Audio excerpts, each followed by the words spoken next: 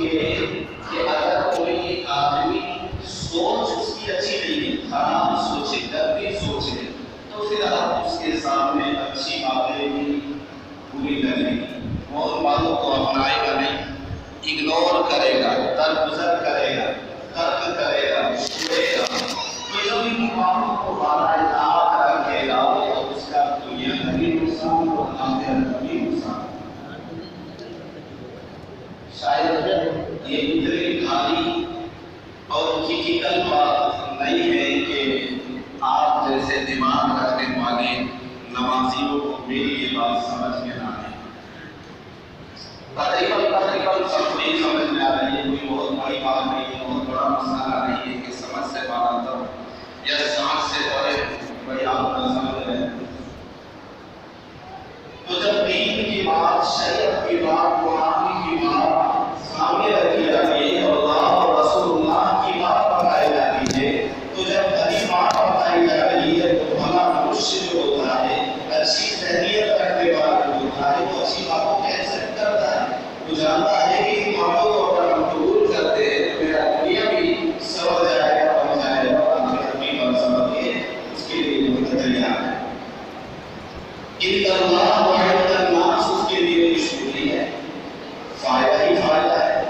تو یہ ان لوگوں کے لیے جو سمجھ رکھتا ہے اور جو سوچتا ہے کہ ہمارا دنیا بھی اور آخرت بھی بنے گا، اسی صورت میں جب ہم دین اور شریعت کے دائرے میں رہ کر قرآن و حدیث کی باتیں، اللہ اور رسول اللہ کی باتیں جب مانیں گے، عمل کریں گے، تو ہمارا فائدہ ہوگا، ورنہ نقصان ہے۔ جب باتیں بندہ یہ سوچے گا اور عمل کرے گا اور اچھی باتوں کو اپنے اندر اتارے گا، عمل جمع پہنائے گا، تب فائدہ ہوگا۔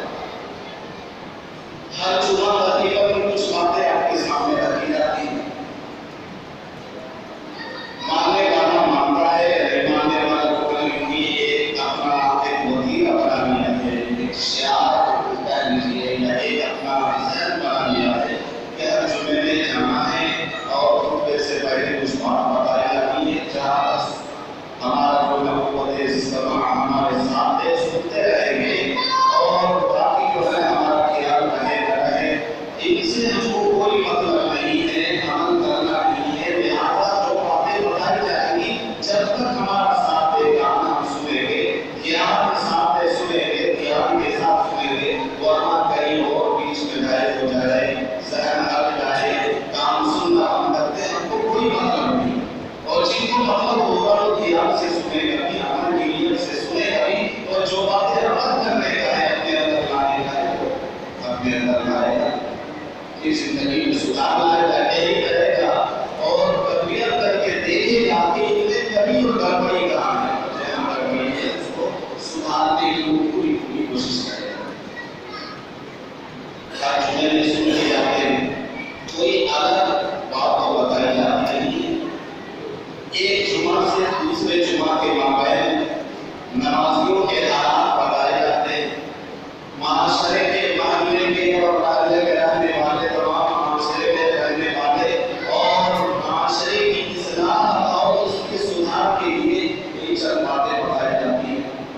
وہی باتیں بتائی جاتی ہیں، معاشرے میں گڑبڑی اور خرابی ہوتی ہے تو باتیں بھی بتائی جا رہی ہے، سننے والے سن بھی رہے ہیں، پھر بھی گڑبڑی ہے، پھر بھی سدھار رہی ہے۔ اس کا مطلب یہ ہے کہ ہم عمل نہیں کر رہے ہیں، سن تو ٹھیک آ رہے ہیں، جہاں تک سمجھ میں کی بات ہے کچھ حد تک سمجھ بھی رہے ہیں، لیکن جہاں تک عمل کی بات ہے عمل نہیں کر رہے ہیں۔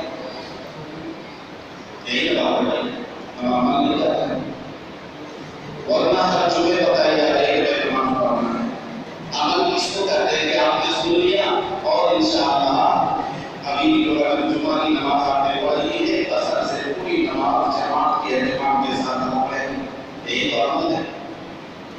عمل یہ ہے کہ بھائی بتایا جا رہا ہے، یہ بات جو ہے پوری طرح سے اچھی طرح واضح کر کے یہ بات بتائی جا رہی ہے کہ دیکھو گناہ سے بچنے کا اہتمام کرنا ہے۔ سننے والا سن لیا، اب اس کا عمل یہ ہے کہ جب سن لیے ہیں کہ گناہ سے بچنا ہے تو جتنے بھی گناہ ہیں، ہر طرح کے گناہ سے، نافرمانی سے پوری طرح اجتناب کرنا، اعتراف کرنا، بچنا ضروری ہے۔ بچیں گے تو یہ اس کا عمل ہے۔ سن تو رہے ہیں لیکن عمل نہیں کر رہے ہیں. عمل سے ہماری زندگی تمام اعمال میں خالی ہے. اسی وجہ سے ہمارے عملوں پہ اثر نہیں ہے. ہمارے عملوں میں اثر نہیں ہے. ہماری زبان سے تاثیر ختم ہو رہی ہے. مسلمانوں کی ایک پہچان ہے، اس کی زبان کی ایک تاثیر ہے، اس کی زندگی کے اندر ایک اثر ہے. یہ تمام چیزیں دھیرے دھیرے دھیرے دھیرے تمام چیزیں بگڑتی جا رہی ہیں. اس کے پیچھے جو مین کارن ہے، جو اصل ریزن ہے، وجہ ہے، وہ یہ ہے کہ ہم باتیں تو سن رہے ہیں لیکن جو باتیں سن رہے ہیں عمل کی وجہ سے سن تو رہے ہیں لیکن ہم عمل نہیں کر رہے ہیں. عمل کریں جتنا نفع ہو. آپ یوں سمجھیں اس کو. مثال دے رہا ہوں، ہر بندے کو بات سمجھ میں آ رہی ہے کہ آپ خالی ذہن آپ کا میرے طرف ہے. آپ کو بیماری لگی ہے. بیماری دو طرح کی ہوتی ہے، جسمانی بیماری جس کو بدن کہتے ہیں، اور ایک ہوتی ہے روحانی بیماری. جسمانی بیماری ہے کہ جسم کے کسی حصے میں کوئی پرابلم ہو، وہ جسمانی بیماری ہے. روحانی بیماری یہ ہوتی ہے کہ روح کے اندر اگر گندگی جمع ہو جائے، یعنی گناہ کرتا ہے، اور گناہ کوئی بھی نام چھوڑا کہ غلطی نہ کرنا یہ گناہ ہے، بہت بڑا گناہ ہے. کسی کو گالی دینا یہ گناہ ہے، غیبت کرنا یہ گناہ ہے، دوسرے کی ماں کرنا یہ گناہ ہے، کسی کی عورت کی جانب بری نگاہ سے دیکھنا یہ گناہ ہے، جوا کھیلنا یہ گناہ ہے، دھوکہ دینا یہ گناہ ہے. گناہ کی ایک لمبی فہرست ہے. باہر ہے تو جب دل کے اندر ان چیزوں کا اثر پڑتا ہے تو روحانی بیماری اسی کو کہتے ہیں کہ دل گندا ہو جاتا ہے تو یہ روح کے اندر جو بیماری پیدا ہو جاتی ہے، روح کو بیماری لگ جاتی ہے. اب جو ہے جسمانی بیماری لگی ہے تو ڈاکٹر کے پاس جاتے ہیں، اور روحانی بیماری لگی ہے تو اس کا بھی ڈاکٹر جو ہے لیکن وہ طبیب نہیں ہے، وہ طبیب اعلیٰ ہوتا ہے. یعنی کسی اللہ والے کے پاس جو اللہ سے ڈرنے والا ہے، اللہ سے لب لگانے والا ہے، اللہ کے نام کی ضربیں لگانے والا ہے. روحانی بیماری کا علاج ان لوگوں کے پاس ہوتا ہے اور جسمانی بیماری کا علاج ڈاکٹر کے پاس ہوتا ہے. مثال اگر دھیان ہوگا تو بات سمجھ میں آئے گی کہ بات میں، کام میں، عمل میں اثر کیوں نہیں پیدا ہو رہا ہے، اور اثر کے لیے عمل ضروری ہے. اس کی سمجھانے کے لیے مثال دے رہا تھا. اگر یاد ہو، حاضر ہو، آپ کو بات یاد ہو.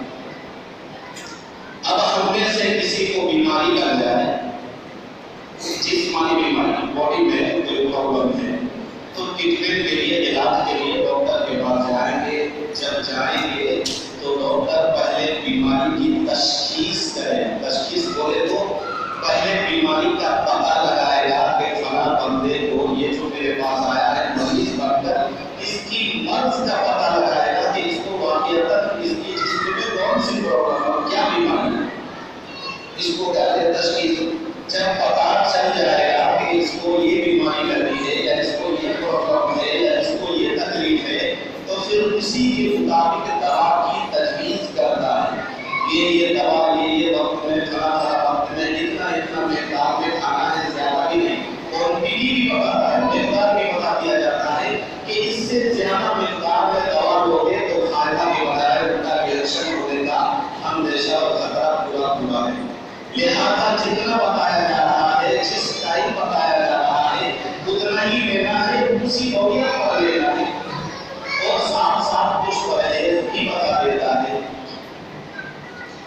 اب بندہ ڈاکٹر کے پاس گیا، ڈاکٹر بیماری کی تجویز بھی کر دیا، پتہ بھی چل گیا یہ بیماری ہے، دوا بھی دے دیا، پرہیز بھی بتا دیا، اور پھر وہ اپنے گھر آ گیا. نہ تو وہ پرہیز کرتا ہے، نہ وہ دوا صحیح ٹائم میں کھاتا ہے، اور اگر کھاتا ہے تو مقدار اور کوانٹٹی کا جو ہے خیال نہیں رکھتا ہے. تو اب بتائیے اس کی بیماری اس کے بدن سے ظاہر ہوگی یا نہیں ہوگی؟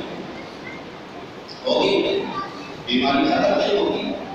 بِأَيْدِهِ وَلِسَانِهِ. ہر زبان کو آپ دل کی بات، قرآن کی بات، حدیث کی بات، اللہ اور رسول اللہ کی بات، جہنم اور جنت کی بات، یہ تمام باتیں، صحابہ کی باتیں، ان کی زندگیاں सामने रखती जाती है खुली किताब की तरह।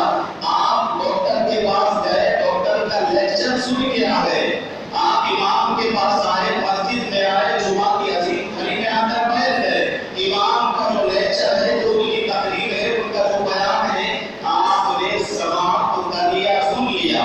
डॉक्टर की बात तो आपने सुन ली, लेकिन उन्होंने जो तजवीज़ किया है, बीमारी की तशखीस के बाद दवा जो लिखी है और परहेज जो बताया है, घर आके नाक में दवा खाई ना परहेज किया, आप घर जाकर माशरे में जो जुमा की अजीम खड़ी में कुरान और हदीस और दीन की बातें सुन के जा रहे हैं, इन बातों को न बाहर जाके आपने फॉलो किया, न अमल किया, न एक्सेप्ट किया, न समझी हुई बातों को अपनी जिंदगी में लाया और न मिला कर देखा कि हमारी जिंदगी में क्या क्या गड़बड़ियां हैं, क्या क्या खराबियां हैं। तो बताइए, अगर डॉक्टर की दवा की तजवीज़ पर कोई अमल नहीं करता है, समय से खाता नहीं है, तो डॉक्टरी की बात न मानने की वजह से, उनकी दवा न खाने की वजह से, परहेज न करने की वजह से बदन की बीमारी अगर खत्म नहीं हो सकती है, तो ये जो रूहानी बीमारी है, रूह में जो रोग लगा हुआ है, रूह जो हमारी जो है मजबूर हो गई है,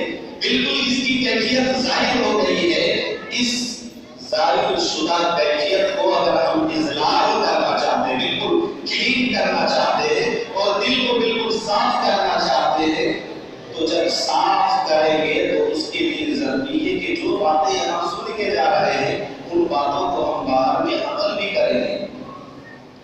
अब तो आगे समझ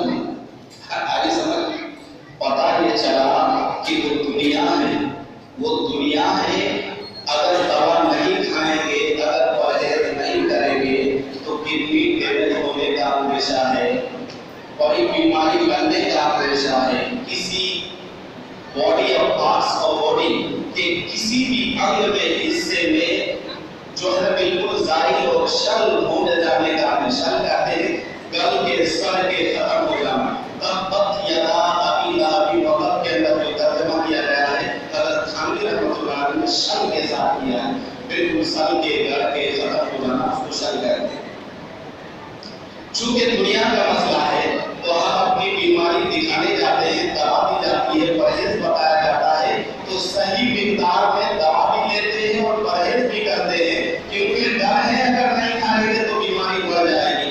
लेकिन जुमे के दिन जो लेक्चर और जो बातें बताई जाती है, चूंकि रूह गंदा